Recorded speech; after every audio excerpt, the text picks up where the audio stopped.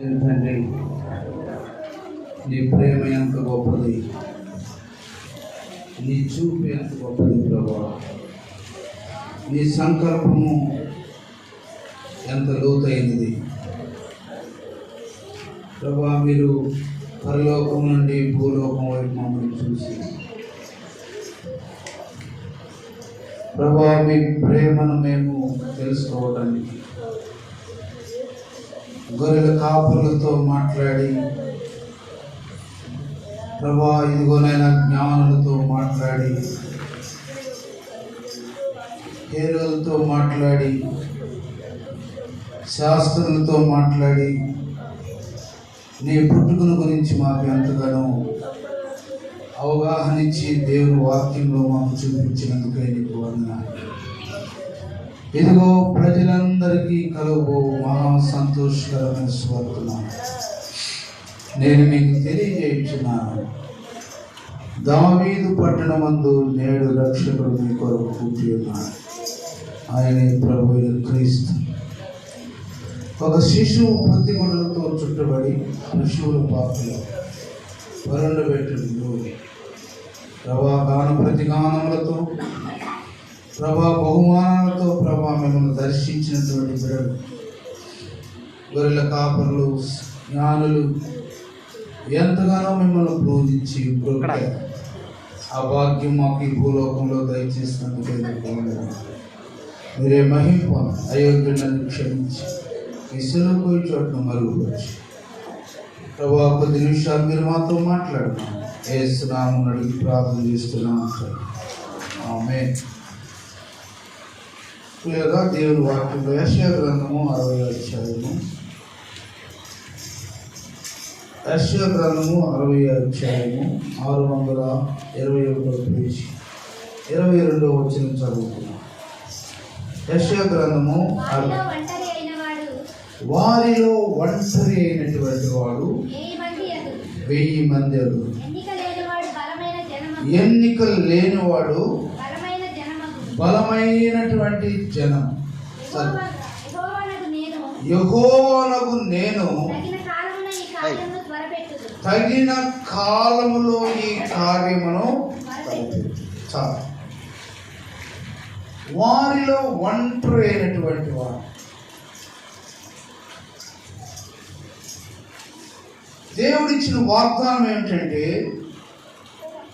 మన బ్రతుకులో ఒంటరిగా ఉండి కృంగిపోతున్నటువంటి వారి విషయమై దేవుడు మాట్లాడుతున్నాడు. ఎలాంటి స్థితిలో నువ్వు కృంగిపోతున్నావో, ఏ విషయంలో కృంగిపోతున్నావో, ఏ విషయంలో నిద్ర లేకుండా కన్నీరు విడుస్తూ రాత్రులు గడుపుతున్నావో నాకు తెలియదు, కానీ దేవుని యొక్క వాక్యము మన హృదయాన్ని కదిలించేటువంటి ఆయుధం.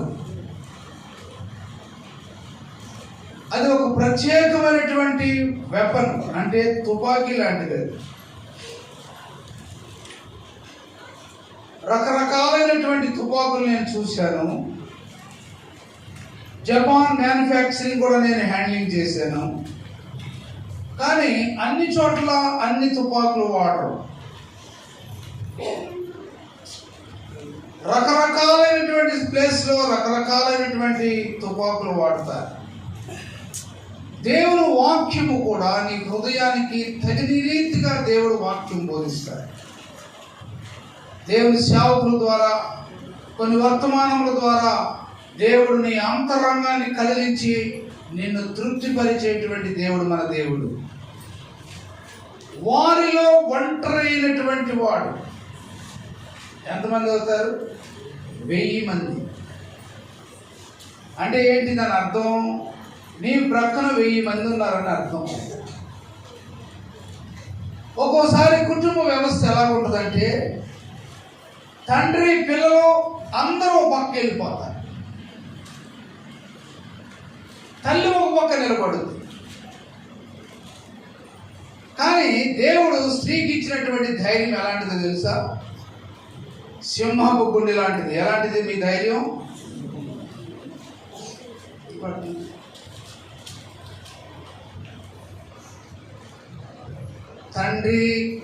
భర్త, అత్తమామలు, అన్నదమ్ములు, నీ కడుపును పుట్టిన నీ బిడ్డలు ఓ ప్రక్కకి వెళ్ళిపోతారు. సమయం వచ్చినప్పుడు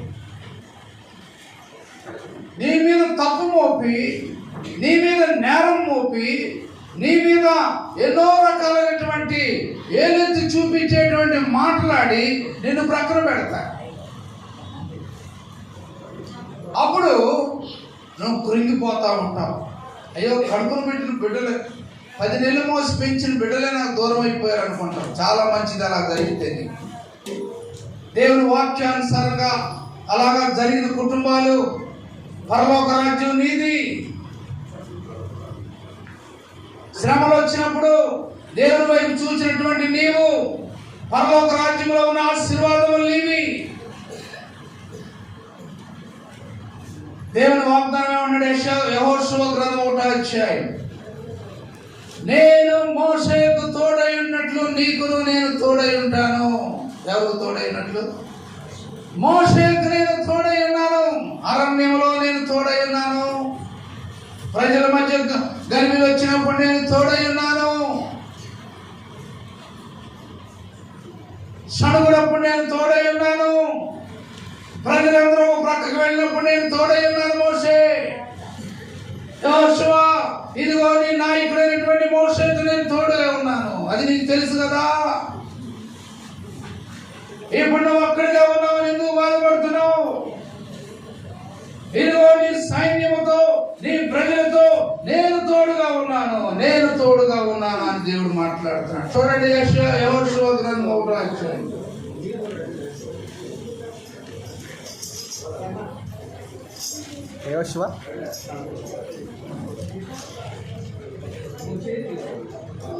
యెహోషువతో దేవుడు ఎలాగా మాట్లాడుతున్నాడంటే, అతి పరిశుద్ధుడా స్తుతి నైవేద్యము నీకే అర్పించి కీర్తింతును. అతి పరిశుద్ధుడా స్తుతి నైవేద్యము నీకే అర్పించి కీర్తింతును. నీవు నా పక్షమై నన్ను దీవించగా, నీవు నా తోడువై నన్ను నడిపించగా, ఈ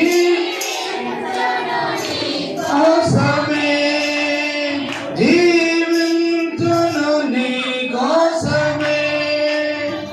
ఇక నుంచి మీటింగ్లు పెట్టుకుంటే అమ్మగారికి నేను 2 చేతులు దండం పెట్టి చదువుతున్నాను. అమ్మని దేవుని ప్రదేశం ఇచ్చాడు. అడిగి నేను రాగానే నీకు చెప్పాను, లేనోళ్ళు లేక చేస్తుంటే ఏమంటే ఆ న్యాయమైన ఎంత పెద్ద గ్రౌండ్ ఉంది పక్కన, వచ్చినట్టు కూర్చుంటారు. వాక్యం తెలుసు. కొంతమందికి దేవుడు విషయాలు ఇచ్చినా కూడా ఉపయోగించుకోలేదు. ఏడా ముడుకుంటా. అమ్మా, వచ్చే సంవత్సరం అందరం బతికి బాగుంటే అడగట్టు. దేవుడు నిన్ను ఆశీర్వదించంటే నువ్వు ఆడే ఉంటానంటే అంట. గొరితోకంటే అంట, గొరితోకంట వెళ్తుడు ఎంత తిన్నా దాని కడుపులో తేలుతూ ఉంటుంది. ఆ రకం మనం. అమ్మకు దేవుడు మిమ్మల్ని బయటికి పంపిస్తే అక్కడ నుంచి అక్కడ మీటింగ్ పెట్టుకోండి. అంత దేవుడు ఎంత విశాలంగా ఉంటారు. కాబట్టి యెహోషువతో దేవుడు ఏమంటున్నాడో చూసుకోండి.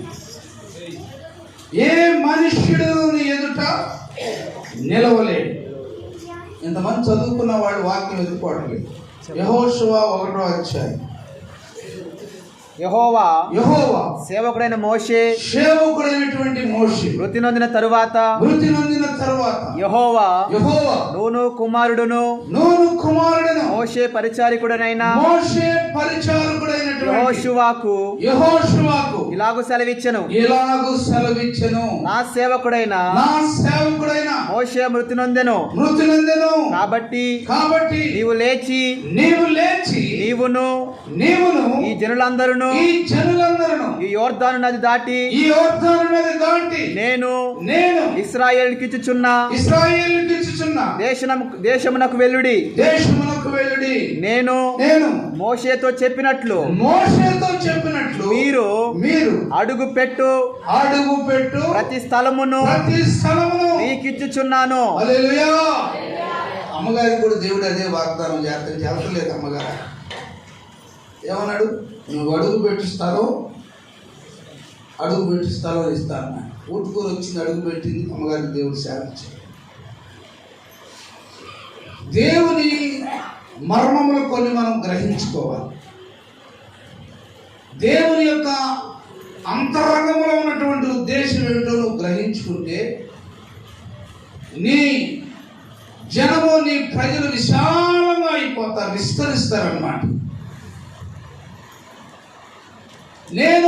నువ్వు అడుగుపెట్టు ప్రతి స్థలము. ఒంటరిగా దేవుడు వారితో మాట్లాడుతున్నాడు.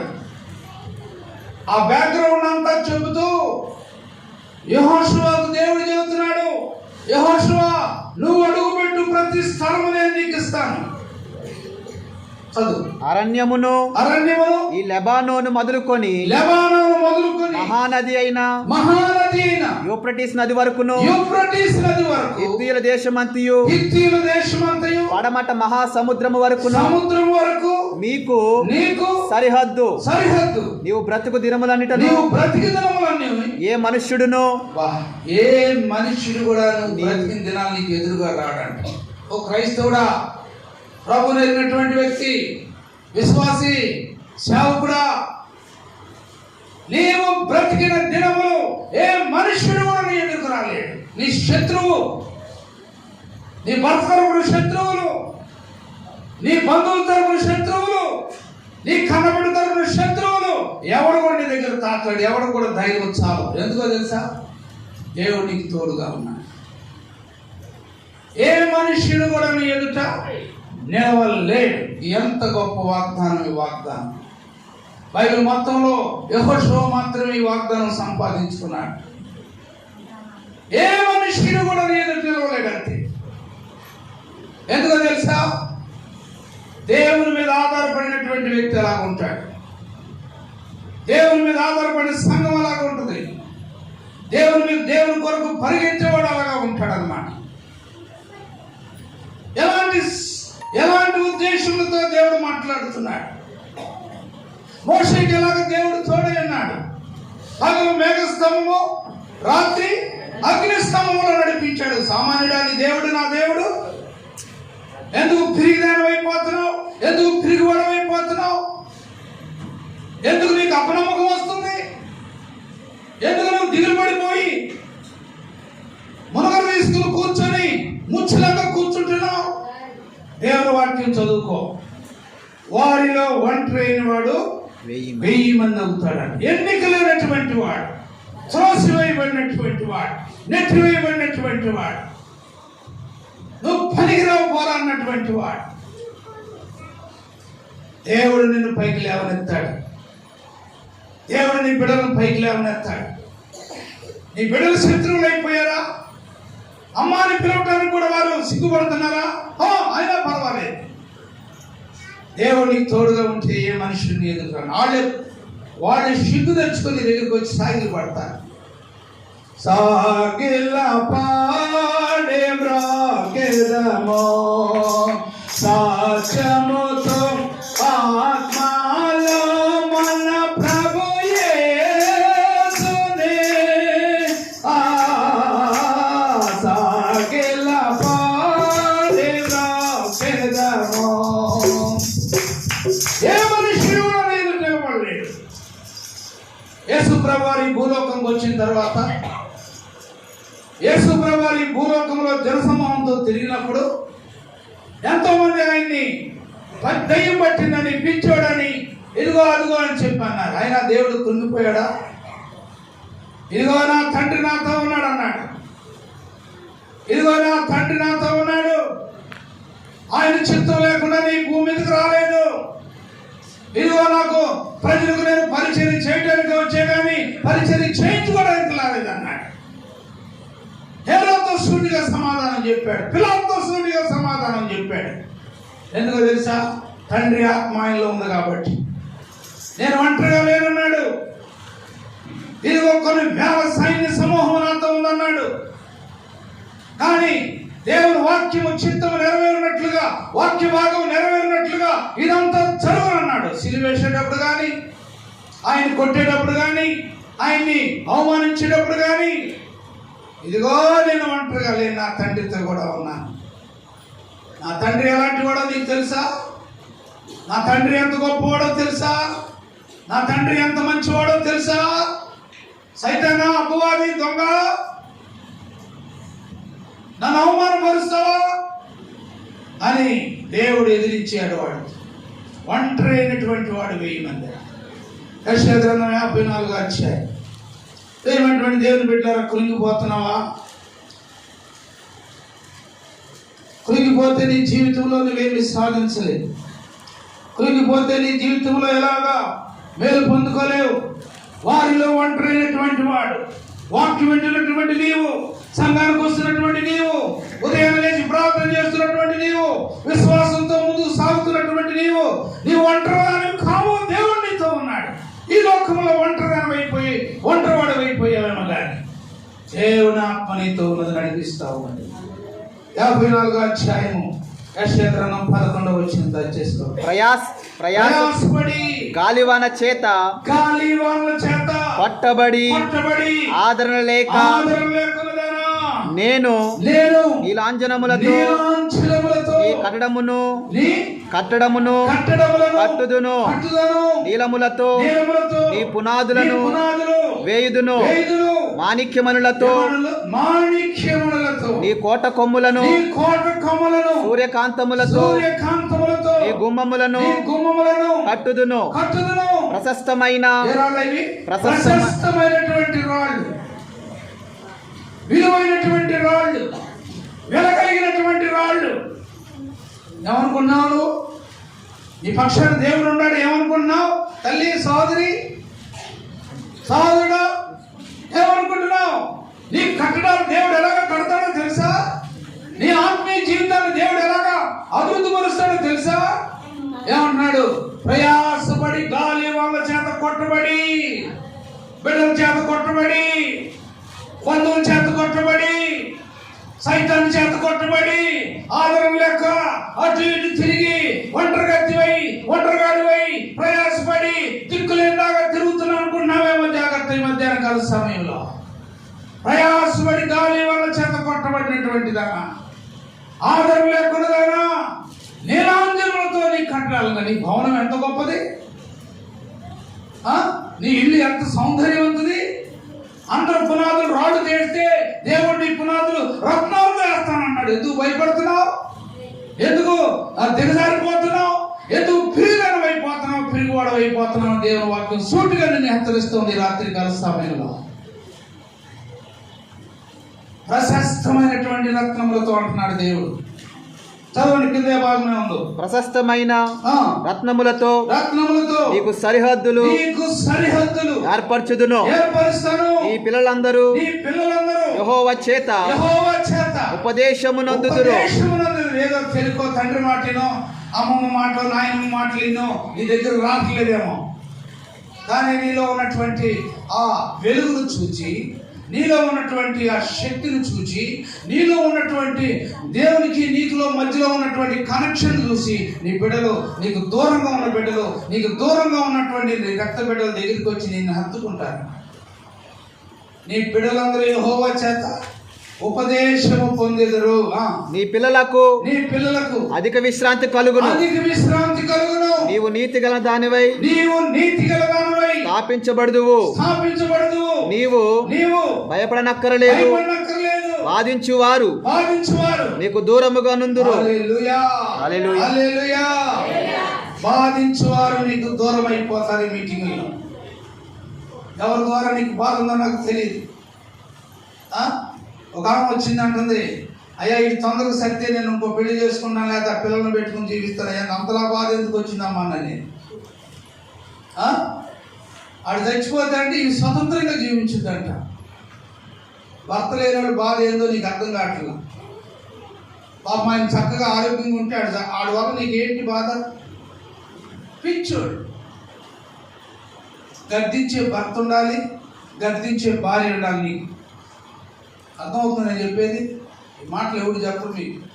గద్దించే తాగుబోతాడైనా గద్దించేవాడు ఉండాలి నీకు.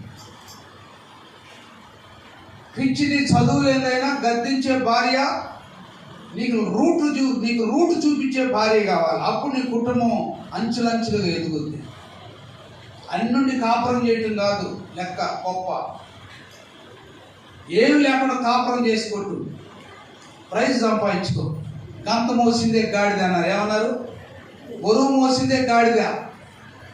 గుర్రాన్ని పెట్టలేదు, ఏనుగును పెట్టలేదు, బరువు మోసింది గాడిద. కుటుంబంలో స్త్రీ అన్నిటినీ భరించాలి. ఆ శక్తి దేవుడు మీకు ఇచ్చాడు. భీతి నీకు దూరముగా ఉండునుగా అన్నాడు దేవుని యొక్క వాక్యంలో. యెషయా గ్రంథం 54వ అధ్యాయంలో మనం ఇంకా కొంచెం పైకి చూసుకుంటే చూడండి, 7వ వచనం చదవండి. 54 నిమిషం మాత్రము. ఎప్పుడంట? నిమిషం మాత్రం. ఒక్క నిమిషం మాత్రమే నేను విసర్జించాను. గొప్ప వాత్సల్యముతో సమకూర్చెదను. మహోద్రేకము కలిగి నిమిషం మాత్రము. ఏదో నీ మీద బాధ కలిగి నిమిషం మాత్రమే విసర్జించాను నా ప్రియ కుమారి అంటున్నాడు దేవుడు. నిత్యమైన కృపతో, నిత్యమైనటువంటి కృపతో నీకు వాత్సల్యము చూపుదును. వాత్సల్యముతో, శాశ్వతమైనటువంటి ప్రేమతో, శాశ్వతమైనటువంటి భావనతో, అంకితముతో, ఇదిగో కొద్ది నిమిషం మాత్రమే నేను విసర్జించాను. అందుకే నువ్వు బాధపడిపోతున్నావా? ఈ బెదిరింపులు, ఈ సదిరింపులు, ఈ గొద్దెంపులు ఏంటి నా జీవితం అయిపోయింది అనుకున్నావా? ఈ సంవత్సరం ఆకంలో దేవుడి కుటుంబాన్ని దేవుడు కట్టబోతున్నాడు. నిమిషం మాత్రం నేను విసర్జించి తిని చదవండి అని నీ విమోచకుడగు యెహోవా సెలవిచ్చుచున్నాడు. నోవాహు కాలమున జల ప్రళయమును గూర్చి నేను చేసినట్లు మెట్టలు తత్తరిల్లినను నా కృప నిన్ను విడిచిపోదు. హల్లెలూయా, హల్లెలూయా.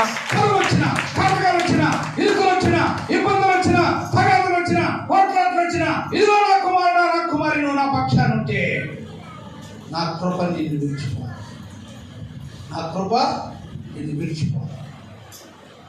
నువ్వేం ఆలోచించు? నేను ఒంటరిగా లేను ఈ రాత్రి, నేను ఒంటరిగా లేను ఈ రాత్రి, నా కుటుంబం ఒంటరిగా లేదు, నా భార్య భర్త మేము ఒంటరిగా లేము.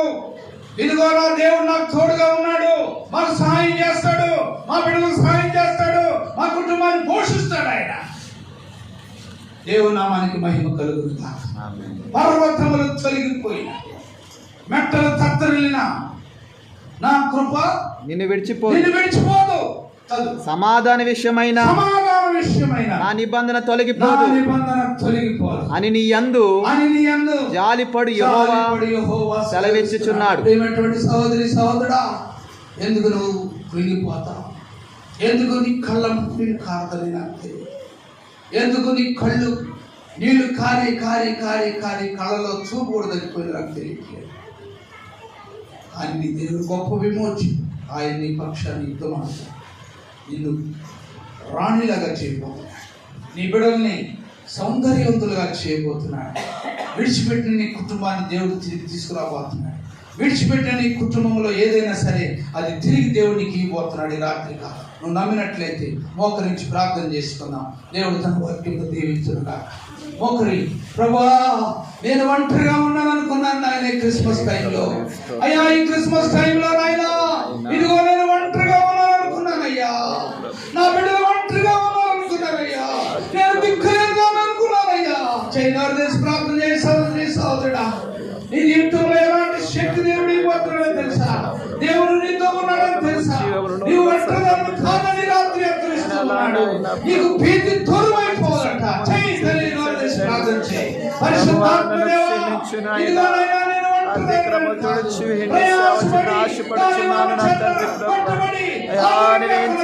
స్థితిలో ఉన్న నీ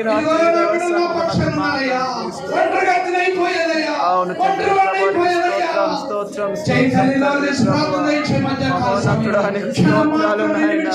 సర్వోన్నతుడానికి స్తోత్రాలు తండ్రి. ప్రభు అయా నా జీవితంలో మేలుడు దయచేయండి ప్రభు. అయా నా తల్లి నా కుటుంబాన్ని రక్షించును. చెయ్యి చెయ్యి ప్రార్థన చెయ్యి అయ్యా చెయ్యి ఆ ప్రార్థన చెయ్యి అతిక్రమణలు తుడిచివేయి ఈ నాయనా. సమయంలో ప్రభువా నీకు స్తోత్రాలు తండ్రి. ప్రభువా నీ కొందనాలు మహోన్నతుడు నా దేవా ప్రభాని సన్నిధించండి ప్రభాని సన్నిధించండి నాయన నీ శక్తి దయచేయండి ప్రభా నీ ఆత్మతో నింపండి ప్రభా అయ్యా నేను కోల్పోయాను ప్రభా అయ్యా ఇదిగో నేను కోల్పోయాను ప్రభా ఈ రాత్రి నాయన ఎన్ని సంవత్సరాల నుంచి ఒంటరిగా ఉన్నాను అనుకుంటున్నాను ప్రభా నీ వాక్యం ద్వారా మమ్మల్ని హెచ్చరించావు నాయన నీ సందేశం ద్వారా మమ్మల్ని హెచ్చరించావు ప్రభా అయ్యా ఈ కలవరి ప్రేమ మందిరంలో ఈ కూటమిలో ప్రభా నీ దాసురాలు చేసిన ఏర్పాట్లను బట్టి అయ్యా నేను ధైర్యం తెచ్చుకున్నాను జై తల్లి సోదరుడా నీ అత్తమామలు విడిచిపెట్టారా నీ భర్త విడిచిపెట్టారా నీ బిడ్డలు విడిచిపెట్టారా మీ రాత్రి నా దేవుడు నిన్ను విడిచిపెట్టలేదు తండ్రి నా బిడ్డలు కాపాడు ప్రభు విజ్ఞాపన చేస్తున్నాడు ఆయన నా తండ్రి బిడ్డకు తోడుగా ఉండమని విజ్ఞాపన చేస్తున్నాడు ఆయన పశ్చాత్తాపడుతున్నాడు ఈ విషయంలో విజ్ఞాపన చేస్తున్నాడు ఈ విషయంలో మర్చిపోవద్దయా నన్ను దర్శించు ప్రభా నాకు నాయన మార్గం చూపించు ప్రభా ఆయన నీ పుట్టిన సందర్భంలో ఆయన క్రిస్మస్ సందర్భంలో ప్రభా మీరు నాకు దర్శనం దయచేయండి నిజమైన వెలుగు నాకు రానియండి ప్రభా నిజమైన సంతోషం నా కుటుంబానికి రానియండి ప్రభా చేయండి ప్రార్థన చేయండి పరిశుద్ధాత్మ దేవుడు మీతో మాట్లాడుతున్నాడు పరిశుద్ధాత్మ దేవుడు మిమ్మల్ని తాకుతూ ఉన్నాడు సహోదరి కృంగిపోయావా యవనస్తుడా ఓ బిడ్డలు కలిగినటువంటి తల్లి కృంగిపోయావా మీ రాత్రి దేవుడు నీకు తోడుగా ఉన్నాడు నిన్ను వారిలో ఒంటరైన వాడు 1000 మందిని చేయాలనుకుంటున్నాడు బహు బలమైనటువంటి జనంగా చేయాలనుకుంటున్నాడు ఏ మనుష్యుడు ఏ శాపము ఏ చాటబడి ఏ మంత్రము ఏది కూడా నిన్ను తాకదు నీ దగ్గర కూడా రాదు చేయి ప్రార్థన చేయండి ప్రభు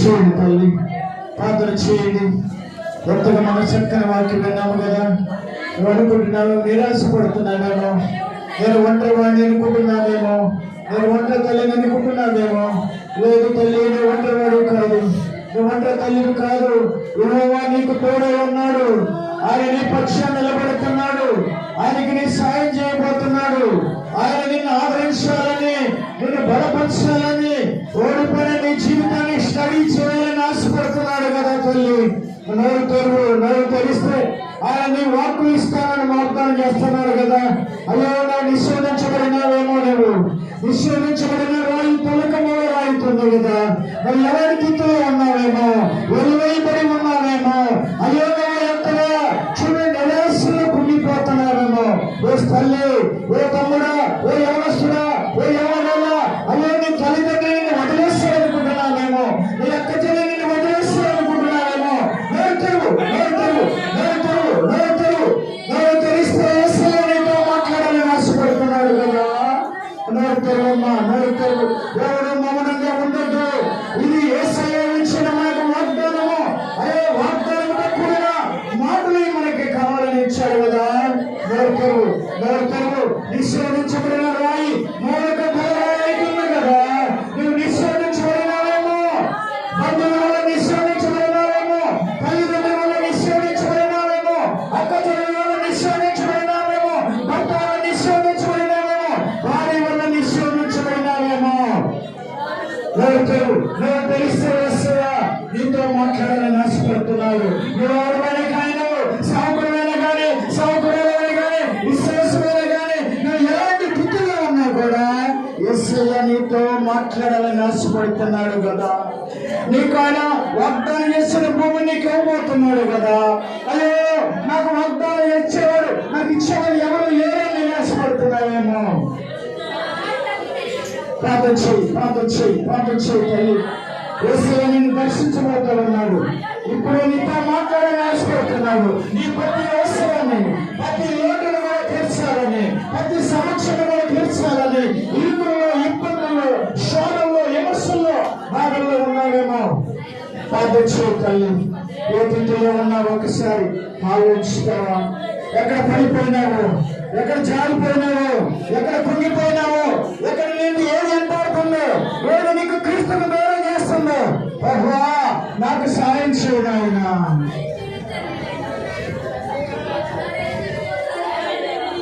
ఓ ప్రభువా, ఈ బిడ్డల మీదకి పరిశుద్ధాత్మరాని అయ్యా. ఈ బిడ్డల తాకు ప్రభువా, ఆకాశం నుంచి అగ్నిని పంపించి తాకడు ప్రభువా. అయ్యో ఈ బిడ్డల తాకు ప్రభువా, మమ్మల్ని తాకునైనా మమ్మల్ని తాకుము, మమ్మల్ని తాకుము. మమ్మల్ని ఎవరు విడిచిపెట్టి వెళ్ళిపోవద్దు నాయనా. అయ్యో నువ్వు విడిచిపెట్టి వెళ్ళిపోతే మా పరిస్థితి ఏంటి ప్రభువా? నువ్వు విడిచిపెట్టడానికి రాలేదయ్యా, నశించడాన్ని వెతికి రక్షించడానికి వచ్చావు కదయ్యా. మేము ఈ లోకంలో నశించబోతే నీకు ఇష్టం లేక మమ్మల్ని ప్రభువా దేవుడిగా కూడా మమ్మల్ని వెతుకుతున్నావయ్యా. చేయండి ప్రభువా, అడగండి.